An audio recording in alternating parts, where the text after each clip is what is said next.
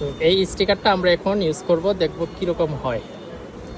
এখন দেখব যে ক্যামেরা কিভাবে মোবাইলের পিছনে স্টিকার লাগায়, সেটা এখন আপনাদেরকে দেখাবো।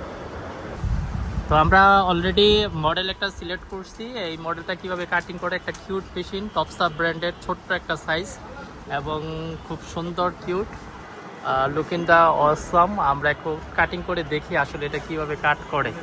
অলরেডি কাট করার জন্য এটা পূর্ণাঙ্গ প্রস্তুতি কমপ্লিট। এখন দেখুন কত দ্রুত সময়ের ভিতরে কাটে। মজার বিষয় হচ্ছে এটার এই পাশেও একটা লক, এই পাশেও একটা লক।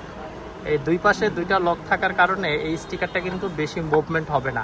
অনেক সময় আমরা স্টিকার এদিক সেদিকে রাখার কারণে কিন্তু নষ্ট হয়ে যায়, কিন্তু এই মেশিনটা, এই টপসা ব্র্যান্ডের এই মেশিনটা কাটিং করার ফলে এই সমস্যাটা কিন্তু হবে না।